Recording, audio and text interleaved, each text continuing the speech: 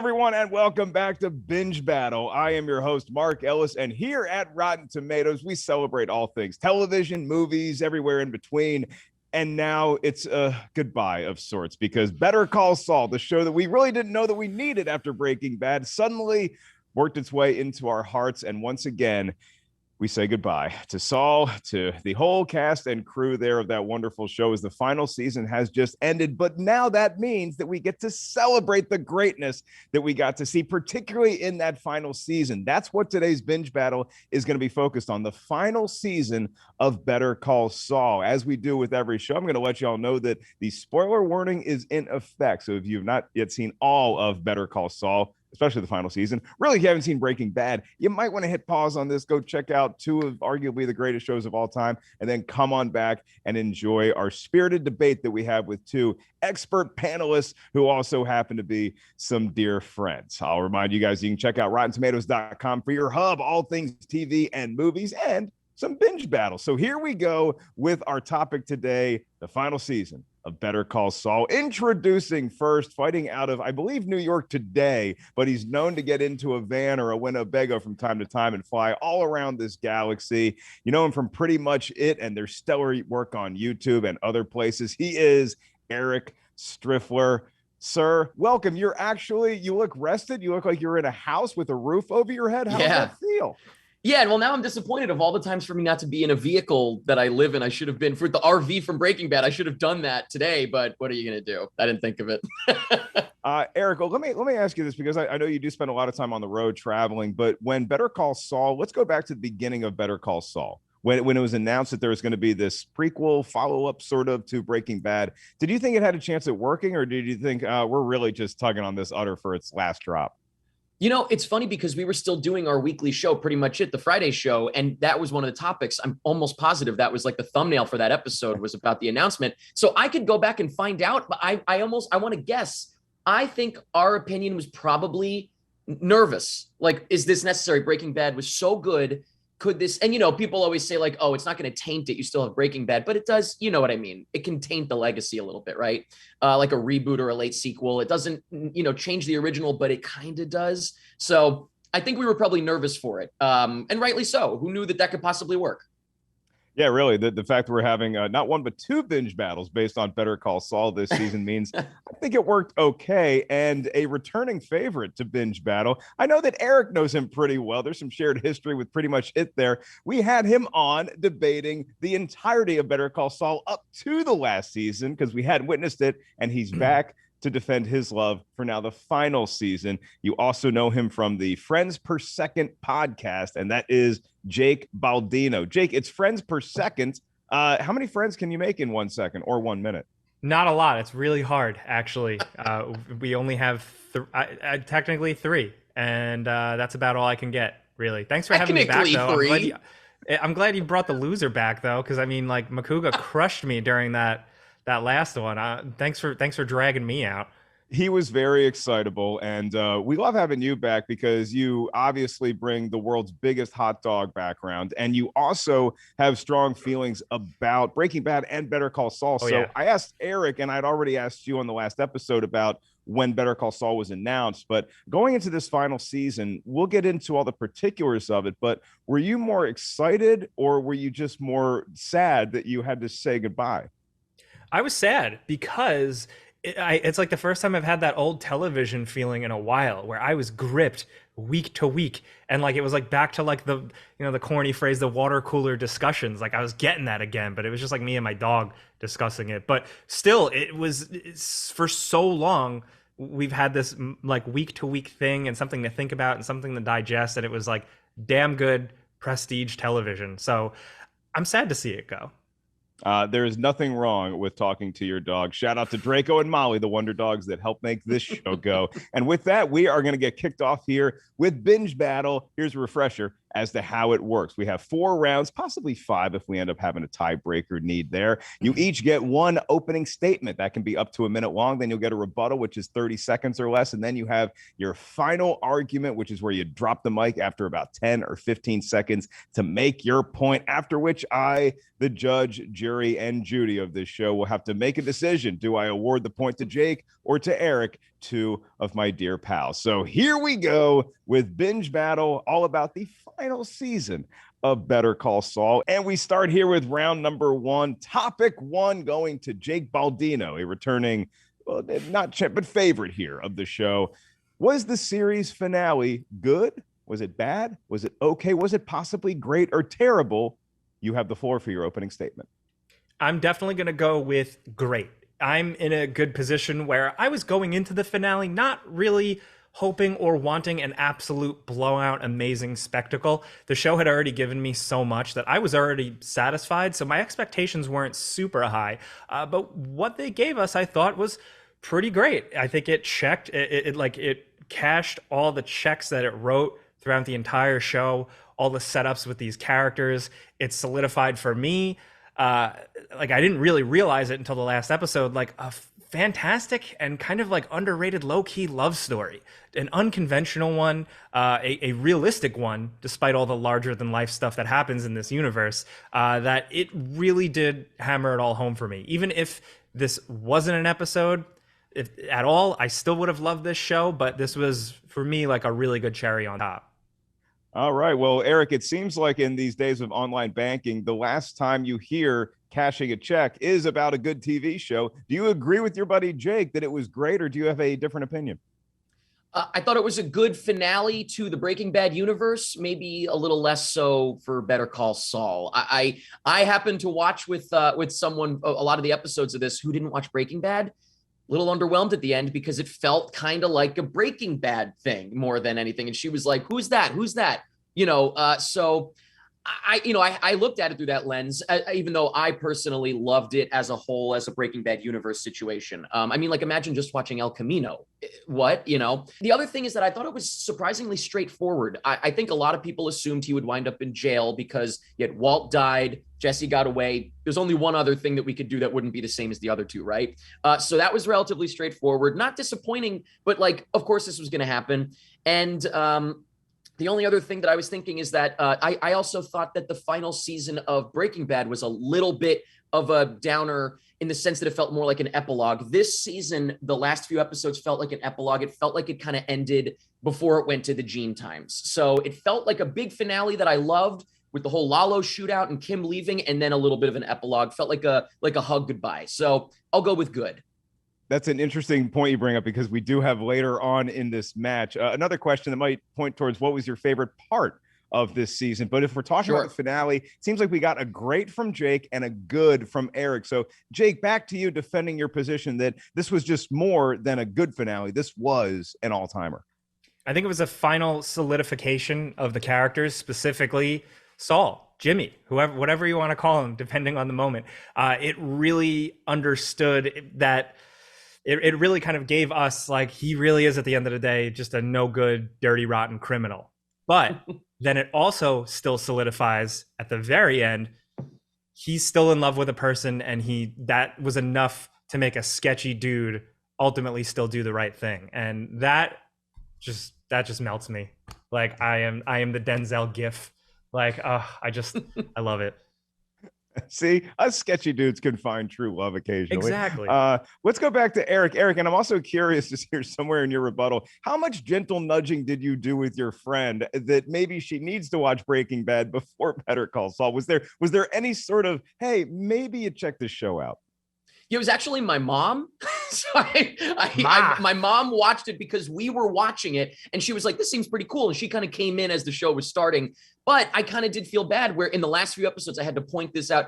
Every other season, it was like once in a while, and it was just a cameo. This season, it was like the Breaking Bad stuff got more and more important as it went on. I don't know if she's going to go back and watch Breaking Bad now, because now she knows like so many things of who dies and who lives and stuff like that. But look, I mean, I thought it was good. It's not that I thought it was bad or anything, but I will say I find myself when it ended, it ended and I nodded sort of like just in silence. And then I found myself looking up different like Easter eggs and stuff like that I didn't notice, connections that like from the beginning of the show to the end or Breaking Bad. I found myself enjoying it more and more as I looked into that stuff. But the finale itself was just kind of like a silent nod for me. All right. So we both liked it. It's just a question of how much. What was the temperature in the room? So back to you, Jake Baldino. You have the first closing statement of the day. The temperature of the room for me was emotion. It takes a lot for a television show to make me get a little teary-eyed, to make me gasp at character moments. And this whole second half of this last season did it. And the last episode especially. Not to mention the fact that the last encounter between Kim and Jimmy is like low-key a very sexy noir tinged thing in a way that like I feel like we haven't seen those characters before. But with everything they've been through, the fact that they were in a relationship and here they are meeting up years later once again, Kim's hot again, Jimmy's looking hot again because Bob Odenkirk did Mr. Nobody, so he's like jacked as hell, and the lighting and the cigarette and the little color on the cigarette and the heartbreak of it, but also the connection of it, just it made it fade to black and just smile and like a little bit of welling tears. Yeah, it felt a little bit like this could be the start of a beautiful friendship. Let's go to Eric Striffler. The final word in round one goes to you. My final word is content. I was content with it. And I think I just prefer to be really wowed. So again, it's not a bad thing so much as it was just, I was content. You know what it makes me think of, the hearing Jake talk about it? Well, I guess I shouldn't maybe cut this out if you have to, but spoiler, I'm sure everyone's seen Endgame. The ending of Endgame, it kind of reminds me of that, where it ends on that kind of note, hearing Jake talk about it. And I preferred it there. It got me more emotional there than it did here. Here, I was just sort of content with it. It's so funny. I knew I was going to have to do a spoiler warning for Better Call Saul and Breaking Bad. I didn't realize Avengers Endgame was going to shoehorn its way in there. I have a strong feeling everyone listening to this right now has seen Endgame. Well, you take these two arguments, and we're really sort of splitting hairs here because you both clearly liked the finale and you loved the show. When I think about the finale, I think the point that Jake makes about that film noir feel, and I think that what a great show like this does is it makes us need the finale. Even if you think the finale wasn't necessarily the best finale you've ever seen, it became vital and we needed to see what happened to these characters. And I feel like what happened to these characters was warranted based on the show that we just watched and enjoyed. So I feel myself leaning slightly towards Jake here, although now we do have to have Eric and his mom have a binge battle when they both catch up on Breaking Bad. So we'll put a pin in that. And for now, Jake Baldino has the lead 1-0 as we head into round number 2. And your topic, I think it's one that Eric might warm up to based on his previous argument. What's the best episode in the final season? You can only take an episode from the final season. Eric, now a minute goes to you to kick us off. So yeah, my favorite episode of this season, without question, is Point and Shoot, episode 8, the episode, of course, where, and this isn't necessarily, this shouldn't be counted, but you have to count it. We had to wait to watch this one, right? We had the incredible ending with Howard getting shot, and then we had a couple of weeks just because of the scheduling thing. So the hype was unbelievable. It was through the roof. And I should say I am a little biased on this because I got the incredible experience of watching the premiere at the Tribeca Film Festival a couple of weeks before it aired on television. So I got to see it with great sound, and the cast and crew were there. So the energy was electric in the room. But I think I got really lucky to watch that episode because it was the best episode of the season. It's not so much that it was the best episode because I got to see it there. I was very, very happy. What are the chances that was the one I got to see with a crowd? And I just thought it was so exciting. The music was unbelievable. The music, nothing better than that. And yeah, that's, to me, that's almost like the finale, or at least the beginning of the finale, because then the next episode is kind of the finale as well. So to me, that was the height of the season. And then it got a little sleepier. Not bad, because who doesn't like sleep? Got a little sleepier after that. Got a little aftermath denouement for you. Yeah, so, like I said, it's kind of a like an epilogue. All right. So Jake Baldino, do you want to go an episode after Eric, or do you want to pick from one of the earlier ones? Yeah, this is hard, but I'm going to go for the episode after Eric, episode 9, Fun and Games, because it just had a lot of the tentpole things I like about the show. It had good Gus stuff, and it really kind of wrapped up Gus setting up what would be his Breaking Bad empire. But then they also strengthened Gus by giving him one last Darth Vader moment with him sitting at a bar, chatting to a nice, handsome sommelier friend and having a glass of wine and catching himself enjoying himself and then doubling down like, no, I am Gustavo. And that just made him so much cooler. This show definitely gave us a couple of little different looks, a couple of different sides to him that I really appreciated. Also, we got the Nacho Mike arc wrapped up with Mike visiting Nacho's father and not really getting the encounter he was hoping for, but definitely the one that he can handle with Nacho's dad just being like, you guys are all the same. That just felt right for that moment. And then the Jimmy and Kim lying at Howard's funeral is just another pit of your stomach gut moment that I've gotten throughout the entire show, right? Every single time that one of these characters lied or scams, you always go, ugh, how much lower can they sink? And right at the end, they sunk even lower. And then, of course, the two-hit combo of the breakup at the end and then the transition to current Better Call Saul in all his glory with hookers and a gaudy bedroom. And it was exactly what we were waiting for, but the show really took its time for it. All right, so back to you, Eric, and let's hear some specifics on why you think episode 8 may have been a little better than episode 9, in your opinion. So I'll give Jake that. Everything you just said is great in episode 9. I loved all of that. Like I said, I feel like those are kind of a 1-2 finale almost in themselves. But it's just the thrill. My heart was racing. My heart was just like pounding in my chest during that episode before that. So that just felt like the peak. It kind of reminds me of in season 4 when with the explosion, right? The explosion in the nursing home, and then there's just like a little bit more after that. I mean, there's a whole nother season after that. But it just, it felt like that's the peak for me. That's what it reminded me of. It felt like that. But I will say, I just want to say, I do love also the Gus thing at the bar. I thought that was beautiful. And Jake, you also brought up that sort of sneaky encounter that really got me on the edge of my seat. And I wasn't expecting it when Mike was talking to Nacho's dad.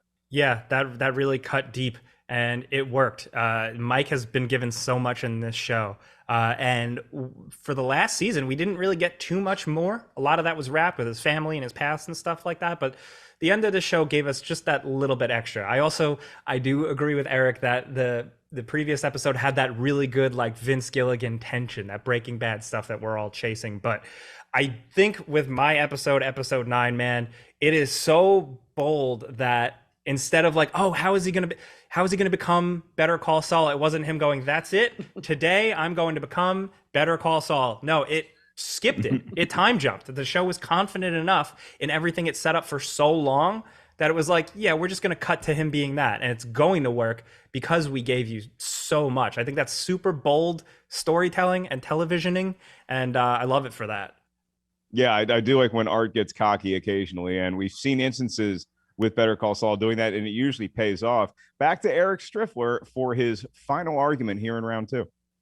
You just reminded me what my final argument is. If I'm thinking for Better Call Saul, my mom didn't fully know what the hell happened at the end when it went forward because she didn't watch Breaking Bad. So again, thinking of it only as Better Call Saul, that the episode that I'm going for, Point and Shoot, everyone watching Better Call Saul is completely on that. That is the Better Call Saul episode. And then once it gets to 9, it starts to slip into Breaking Bad. So I'm looking at it Better Call Saul versus Breaking Bad overall universe. And I think that's the Better Call Saul episode. I had to say that 5 times fast, by the way. Impressive. I've never met someone that can speak faster and more eloquently than Eric Striffler. But Jake Baldino, sometimes methodical, makes some good points. You have the final say in round 2, sir. I think really this episode was just, again, bold, and it also gave little sprinkles of everything we've been getting for the entire show. Just human, personal drama, cool Breaking Bad setups, and then just the Saul in all his scuzzy glory payoff, which really kind of, it had an aha moment when you think, one day we're going to wake up and we're never going to remember this, he told Kim. And the theory for a lot of fans is when he wakes up as Saul in his scuzzy, beautiful home, that's the first day that he didn't think of it. And that is just cinema. That's really, really good stuff. When I think about these 2 episodes, they really work best as a companion piece. So it's almost an evil plot that we're making y'all pick between our 2 favorite kids here. But I look at Eric making the point that Episode 9 felt a lot more like we're wrapping up not just Better Call Saul, but Breaking Bad. It had a mountain to climb, and I think that it achieved it. But if you're just looking at an episode, that really made my pulse pound and really made me sort of be like, this is arguably the best episode, not just of this season, but possibly of the show itself. Agreed. I Yes. would also look at episode 8 just because of what it did for Better Call Saul. We can have the argument all day that you need to watch Breaking Bad, but I thought the show in its entire run did a magnificent job of tying back to Breaking Bad, but allowing new viewers to get ingratiated with Better Call Saul first, and then maybe want to go on to see Breaking Bad. And I think that episode 8, Point and Shoot, was the best example of that. So by the narrowest of margins, I got to give Striffler the point. It's tied at 1-1, and we move on to round number 3. And we start back with Jake Baldino. And Jake, we're going to be talking about all of those moments that wowed us, that surprised us, and that indeed shocked us. The most shocking moment of the final season of Better Call Saul is what? Lalo walking in and shooting Howard was incredible. Just an absolute mic drop. Holy S, just gasp. Amazing moment. It is perfect for Lalo because he serves as kind of like, you know, not to be too reductive, but like the Joker of this show. He's just this crazy, slick guy. You never know what he's going to do yet. And you kind of want to love him as dastardly as he is. And he pulls a Batgirl. He opens the door, ding dong, pow. And it really, really worked. It is terrifying. It also is super well sold by the actors on the other side of it. Jimmy and Kim are horrified, and that was like the craziest acting they had done to that point, where it really felt like they saw a real horrific thing for the first time. And you realize, oh yeah, that this is the most, despite all the crazy things that go on, this is the most traumatic thing they had been exposed to at this point. And you realize that this is going to be what kickstarts the beginning of the end. They very much are seeing their mistake blow up right in front of their face. Yeah, and you know, Eric, when you talk about a surprising or even a shocking moment, given how unhinged we know Lalo to be, that still surprised the crap out of me. So we need a good moment from you now. What do you got? The most shocking moment in the final episode or the final season of Better Call Saul? First of all, Jake, too soon to mention Batgirl. But second of all, so look, yes, shocking moment. Loved that moment. That to me was more of a heartbreaking moment than a shocking moment, because there was no way that anyone was getting out of that room. You know what I mean? Like it was shocking that it happened, but at the same time, there was just no other thing that could happen. What's really shocking is killing off one of your main characters just a couple episodes into your final season. And that's Nacho shooting himself. Now, looking back, it's telegraphed, obviously, throughout the whole episode. You know, we know what's going to happen, but you think he's going to die, but not the way he did. That was a moment. That was a jaw dropper. That was a true, literally let out a loud gasp moment, like a cartoon character. That really took my breath away. Really emotional, heartbreaking. I had to go back. Well, in fairness, both scenes I had to go back and watch again a couple times, which maybe makes me a psychopath, but I just went back and watched these people dying. That was one where, yeah, you're just watching and you're waiting for what's going to happen. And then no, huge reaction. So I have to go with Nacho shooting himself.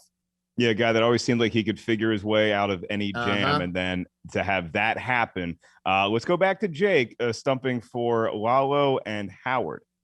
I think why I prefer mine is that I wasn't as invested in the cartel Nacho stuff as I was the rest of the story. I think it did a good job, but I think for me, it was really Lalo shooting Howard, and just kind of Howard, like I kind of like by the end, I kind of liked Howard. You know, he was like this show does a really good job of setting up kind of antagonists that you then start to get to know, and then eventually things change and you kind of like them. And they did that with Howard, and then he gets shot in the head. And I think it's really effective because he was also at his absolute lowest. What they did to him, what they dragged him through, the scene was already unpredictable with him entering their apartment. It was already shocking for me without Lalo walking in and shooting him. So it was really just amplified with, you know, cool violence, because that's what we like. Especially with a show like Better Call Saul. Back to you, Eric, and just talking about how Nacho, a man who is at his wit's end, who has no other plays to make. So Jake, actually, just once again, kind of what he just said made me realize exactly what I'm thinking here is that in that scene, it's already unpredictable because Howard showed up. You're already on the edge of your seat. What's going to happen? You're already tense. And when it happens, you get that release. With the nacho scene, I don't know, maybe I'm wrong, but I wasn't like on the edge of my seat in the same way. I was pretty comfortable in my seat. I was all the way back in my seat. And because I was like, it's the beginning of the season. They're going to get out of it. They're going to figure it out. Oh my God. So that's why it's the more shocking moment for me. Yeah, it seems like you almost choked on your bagel bite there when that happened, because it's just so unexpected to have it go down that way. Let's go back to Jake, though. It may be, I mean, you're talking about an already unpredictable scenario, but even in that, it's a pretty big shock to everybody when I was following it online as it happened. And it's like, this surprised a lot of people. I also just really like the actor. He's slipping my tongue right now, but the actor who plays Lalo is Tony Dalton. Thank you. Yes. Yeah. Tony Dalton is absolutely incredible. You just love to see him on screen. Everything he's in, he was completely wasted in an MCU thing. He is stunning. He's handsome. He's incredible. He's sinister. He's lovable. And that scene really gave him all of it. You were absolutely terrified by what he was probably going to do, but also you wanted to hear what he had to say. And you also wanted to watch him do it. And that makes it really just top tier for me. Eric, it's fun talking to you guys about this show. I haven't gotten to, like, this is the finale like just happened, and so I haven't really been able to talk about it with anybody, so this is just fun for me to same. This is one you got to talk about. This is a finale that definitely requires a lot of discussion. Yeah, I'm bathing in the glow of getting to finally talk about this stuff. Eric, you have the final say here in round number 3 about your most shocking moment. Again, it's just look. Yeah, I once again, I'm agreeing with Jake on this. Like, yeah, that was a big shocking moment. It's really just a matter of, when I think of shocking, I think of if I'm ready. If I'm watching fireworks, I know the boom is coming. If my car explodes, I didn't know the boom was coming. And this felt more like the latter. I love that mic drop moment. I mean, yeah, you're expecting some explosions on July 4th, or where I live in Southern California, July 1st and 2nd and 3rd, every night, and 6th and 7th. Yeah, there's a lot of practice that goes into 4th of July. Be safe out there, kids. As far as these fireworks that we witnessed in the final season of Better Call Saul, it's interesting that y'all picked a Tony Dalton character and then a Michael Mando character, and I'll throw Patrick Fabian in there as well. I had the pleasure of getting to interview a lot of them leading up to this final season, and you could not, I was nervous to talk to Tony Dalton and Michael Mando in particular, because I'd never met them before. Could not be nicer fellas. They're so sweet. Then you watch them on Better Call Saul, and you're like, oh my God, I can't believe I was just in a room with them. Michael Mando's like a singer, isn't he? He's like a beautiful singer. You never even expect that. They're all so talented. And then you have these events unfold. So by the slimmest of margins, again, I do have to go with Eric's argument that you just didn't see this coming in that way for Nacho with Lalo on screen. And particularly when you see the way Lalo's character and Howard's character had their stories go, it was like an immovable object versus an unstoppable force. And Howard always so prim and proper and buttoned up. And then we see what's unraveling with him, and then knowing that Lalo is getting more and more unhinged, it was something's bound to happen. I didn't see that coming. I never see anything like that coming, but it just felt like the Nacho thing was a bit more of a shock to me, even though both were crucial plot points going forward. So Eric gets the point, and he's up 2-1 all of a sudden. Here we go. Better Call Saul season, the final season, as it would be. So now we go on to round number 4, and we're going to start back with Jake here. Jake, I want your take on the best character that you saw in this season, but we're excluding Saul/Jimmy. So anybody other than the namesake of the show, in your eyes, who was the best character throughout this season? The answer is simple. It's Kim Wexler. I've been in love with her character pretty much from the start, because there's so much to her, and she is an incredibly real character in a world that can get a little zany, a little over the top, and people can go in dark places. When she went to dark places, it felt like a real person, and you could absolutely understand it. And the whole thing with her, with the whole show, the whole through line for me, what I really liked about her is twofold. The biggest thing really is that with Jimmy being with her, it's kind of like she is... I feel like we've all been in relationships where the other person inspires us to get our act together. And she absolutely was that in this show. She was kind of like the anchor point for him. But on the other side, she also technically would kind of cave into his schemes, and ultimately they kind of enabled each other to become the worst versions of themselves. So it's tragic to see something that works so well and doesn't. And when you couple that with everything that she's had for this whole show, with her compelling arcs, with her lawyer stuff actually being genuinely interesting, I was hooked on her from the beginning, and I was the most satisfied with where it went in this season. Yeah, with Better Call Saul, I had no idea I'd be that wrapped up in lawyer stuff or like land deal negotiations, but it all really meant a lot. Let's go back to Eric Striffler. Who's the best character besides Saul, in your opinion, in this final season?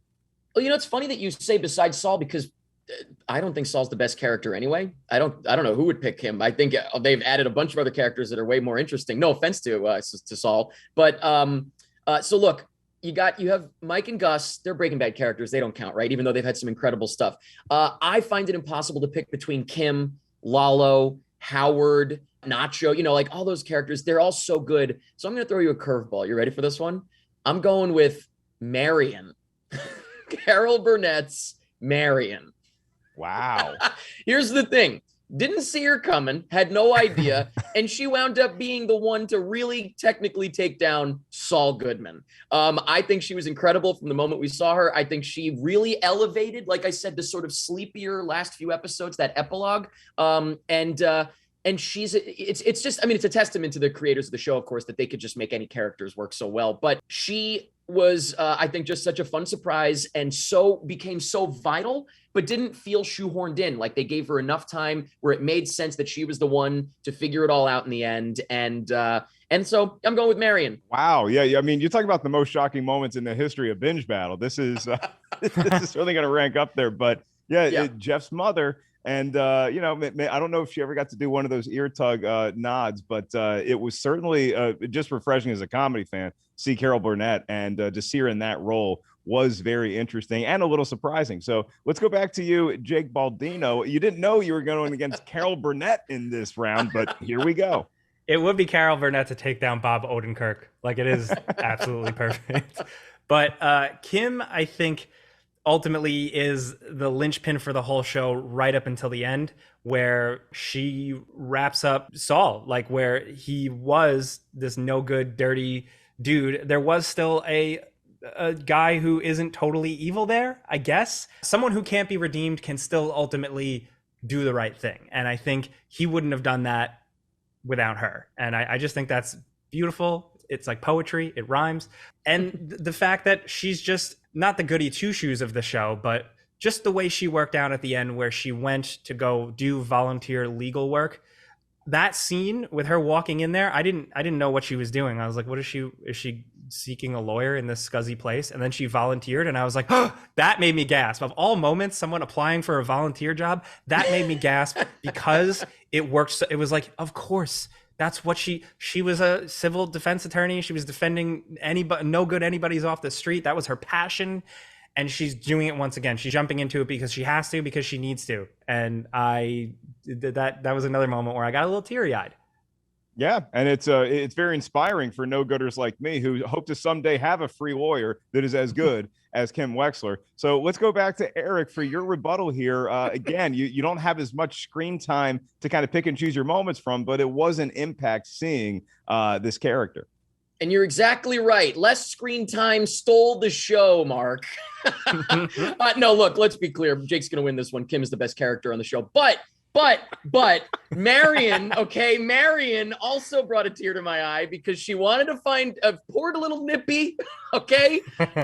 No, I thought she was great. I obviously agree with everything Jake's saying, but I still think that, I think if we're thinking of Better Call Saul season 6 specific characters that are new to this season, then technically Marion should win. I love the waving of the white flag, and then no, wait, never mind. I'm putting the white flag I should win on a technicality. It wouldn't be right, but I should win. Jake, back to you for your final argument, where you can literally just lick the stamp, put it on an envelope, and mail it in if you need to. most shocking moment of the show was when Marion hit the life alert button, and I was like, "That's what that does." There's a loudspeaker in your home. Incredible. That's what product placement. Idea. I had no idea. I'm sure now in 2022 it's a little different, but I was like, wow, I think I want that just to have somebody to talk to. It's like OnStar. But really, Kim, Rhea Seehorn, absolutely incredible. And one of the moments that really solidified it for me, like the hook, line, and sinker, like get the award is, I don't think every scene where an actor is yelling or shouting or crying is worthy of an award or praise. Sometimes it's more of the subtle moments, but I think her finally breaking down on the airport shuttle, because I think we've all broken down on an airport shuttle at least once. Many times.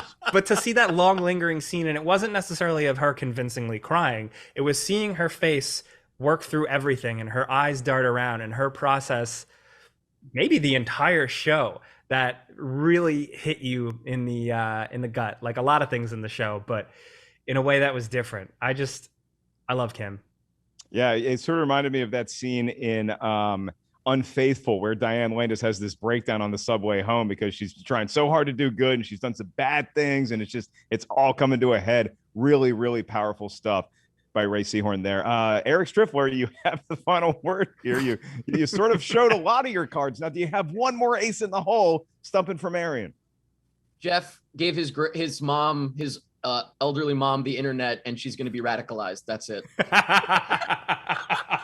Well, hopefully that was all I could think. I was waiting for her to be like, "You see this Coney guy? We gotta find him."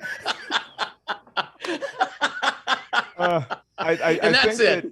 Even if Jake didn't have the superior argument here, I feel like I would award him the point simply because he said he wants a life call just so he has somebody to talk to. Jake, I'm going to get you one for your birthday, okay? You never have to be alone again, young man. Yeah, I love the idea of that being a product placement, by the way. Like anyone's like shopping. Oh, for wow. That Gotta get that. Yeah. Hey, the generation older than y'all, which I'm firmly in, remembers the "I've fallen and I can't get up" commercial. Oh, hell yeah. Absolutely. I love that. Crucial part. Yes, very, very important stuff there. A life call, a life alert, anything to talk to another human being. So now we have this 2-2 tie, and the only way to break it is our tiebreaker round. This is the fifth and final round, and I don't think it's going to be a problem for either one of you creative minds here to put on your thinking cap, to get into your own little writer's room and come up with the Better Call Saul character that deserves their own spinoff. This was a spinoff of Breaking Bad, so who gets the spinoff of Better Call Saul? Could be a show that takes place in the future, in the past, concurrently present. What say you, Eric Striffler? Gotta dial Lyle. I'm going with a Lyle spinoff. Because listen, imagine being the manager. By the way, Lyle, for anyone listening, Lyle, I should say, is the character who, is the manager, I guess, of Los Pollos Hermanos. Because I'm sure somebody's listening that watches the show but not knows Lyle. But Lyle, I think being the manager of Los Pollos Hermanos, you've got Walter White coming in and harassing your boss here at some point, right, in the future, maybe, I guess. You've got Gus calling in late, whatever, and then showing up maybe with a bulletproof vest on at some point. Who knows? I like to imagine Lyle fully knows what's going on. He knows exactly everything. He's smarter than anybody in the whole show, but he just chooses to keep his head down, get his paycheck at the store, and go home to who knows what he's doing at home. You think he's playing video games? You think he's a criminal as well? He's doing some kind of crime. We get to I want to find know. out. The point is, I want to know more about Lyle. There you go. Got to dial Lyle. The actor is, I believe, Harrison Thomas. So I guess we would say the assistant manager at Los Pollos Hermanos. Okay. And it's even more interesting then. Why is he seemingly above the manager on the call sheet? I feel like this is a show that I didn't know I needed, but now I do. And so that's a great opening from Eric Striffler. Jake Baldino, all of a sudden, you got a mountain to climb here based on the management goings on inside and outside of Los Pollos Hermanos. What is your answer for the character that deserves their own spinoff? I like the creativity with Eric. And I was trying to think creatively, where I was trying to think of what zany characters have appeared on the show. What character actually had enough weirdness to them. And it's Lalo. I'm once again going to talk about Lalo a lot. But again, I think he's the Joker of the Breaking Bad universe. He is this absolute wild card. But I was really thinking in terms of what it can add, what it can provide, where Better Call Saul ultimately added to Breaking Bad and felt like a really good companion piece. I could see Lalo in a prequel just fleshing out some of the cartel stuff, because some of it for me in Better Call Saul were some of the weaker aspects of the show. I was the least interested in that. So I feel like he could inject a little more to it, because when he did show up and when he was really doing his thing, it was the best aspect of the cartel angle of the show. So for him to kind of have a prequel thing where he's doing more of those like weird dastardly things, like setting up a family to just be an identifiable body for him to fake his own death, like just wild stuff like that, to just really giving a little bit more of a strange, zany lore to the Salamancas and everything. I think there's a gap that could be filled with Lalo, straight up. Yeah, he's so deviously mercurial. You can just never trust this person for any stretch of time. And so to see a show play out like that would be certainly unpredictable. We could do a binge battle just on the shocking moments in a show about Lalo. But Eric, I am curious. You've piqued my interest. It's you got my curiosity. Now you got my interest with your show about the management at Los Pollos Hermanos. Look, we don't know what happens to Lyle. We know what happens to Lalo. I'm done with the prequels. Okay, the prequels can go. I cut the final season some slack on being a little bit straightforward, because the final season of Better Call Saul, of course, because they have to work in the constraints of where Breaking Bad starts and where it goes and stuff, right? So I'll cut him some slack. I wouldn't cut him some slack on another prequel, though. I'm done with it. I want to know where Lyle goes from here. So we've done a regular show. We've done a prequel. We have not done a concurrent to Breaking Bad show that goes after Breaking Bad. We need El Lilo. It's a horrible El Camino. Well, I didn't think that one ahead. Oh, God. So anyway, I think running concurrent with Breaking Bad, it turns, it's almost like it could be like the end of a Saw movie where it, like, he shows up at the end of every moment. It turns out that like he was actually behind it all along or something, or he showed up like Gus is not as good as he thinks. So like imagine Gus when he put the gun in the meth lab, right? So he could get Lalo. That's one of those straightforward moments, by the way. It's like, okay, so that just played out like we expected. Imagine if like it wasn't loaded, Gus screwed up, Lyle snuck in because he knew that Gus had a busy day at work, and he went in and loaded that gun so Gus would live. So I think Lyle's maybe pulling the strings. Speaking of prequels, this almost feels like that Jar Jar becomes Palpatine theory. Yes. Let's go back to Jake. Jake, I'm going to give you time to really pitch us however you want to. Jake, you have a very interesting counter argument here with Eric, and going for a very minor character that could potentially have an exciting backstory and future. Where do you go with the Lalo show? Hang on, I'm kind of into the Lyle thing. Think about it. I'm sorry. So think about Lyle, where your boss calls you because he got shot in the ass. You don't know that, but he calls you and says, "Hey, I'm not going to be in for a while. I need you to work all week and make the schedule." And the fact that he just went, "Okay, sure." Yeah. No. There's something there. That's not real. He's got something going on, because I was like, that guy is as cold as Gustavo Fring. So there's something there. Anyway, what was I talking about? Is this a binge battle first, where the opponent actually takes the other side? The thing with Lalo, though, where I think it works is like, think about what we've gotten so far, right? We've gotten Saul Goodman and we've gotten Walter White, both in their own ways, hyper intelligent, highly capable people. And I think Lalo fits that mold too, where I like these shows because clearly the writers do like writing and coming up with intricate little scams and weird things. And Lalo is hyper intelligent, super capable. He seems like he can pretty much do everything. So they would have a lot of room to do some weird and wild stuff. You have a lot of room. Eric, again, you really hooked me with this. So close the deal. Get the funding for this show with your final statement. What's the is it the finale of season 3 when it ends with Jesse at the door, right? I think that's the ending of season 3. Oh, here we go. That's ready. Final season of Gotta Dial Lyle. Gotta Dial Lyle. Knock, knock, knock on the door. Lyle's standing out there. He's got a loaded gun and he's pointing at the door. Who opens the door? Jesse. Cut to black. Wow. Okay. I mean, I was gonna say Huel, but I mean, Huel. No, it's Jesse. But then Huel leans in, like in The Shining when the bear leans up. So the door opens and it's Jesse sitting there, and then the bear gets up and looks over and it's Huel, and then a gunshot. Cut to black. You pretty much had us at the show Gotta Dial Lyle. Jake Baldino, you have the floor for the final argument in this show for the win. Do you want to just go with me over to Eric's place and watch Gotta Die a While, or do you have one more shot in the Lalo chamber? I came up here with all my college credits, trying to talk about proper writing and character building, and Gotta Die a While that's it, man. I concede. Incredible. For the record, I would probably have to give the point to a Lalo show because I think that's more viable just as an executive. But look, Jake and Eric seem to be in agreement that we got to know more about this.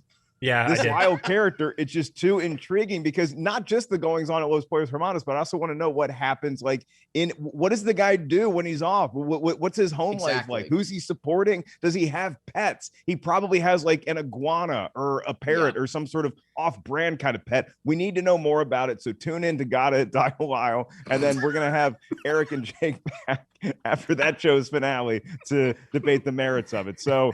By process of elimination, Eric Striffler is your winner today. Yes. I'm so proud. Deserved. I'm so proud. 2-time loser, Jake Baldino. That's how I want to be. That's it. I mean, excellent work. Jake, I was ready to give you the win, but then Eric comes in here. Let's not forget his last two characters he was stumping for were Marion and Lyle, and he somehow gets the W here, but you're both number one in the viewers' hearts. And that really is all that matters at the end of the day. Eric Striffler, our new champion here on Binge Battle. You get the floor first. Where can all the kids find you? What sort of stuff you working on now? If you liked how I wrapped this up by acting like a jackass and coming out on top, you're going to want to go and watch pretty much it on YouTube. You can go to youtube.com/prettymuchit. You can find everything from there. That's where we post highlight videos for our full commentary tracks that we do for movies and TV shows. And we will be doing a series of commentary tracks for Gotta Die a While.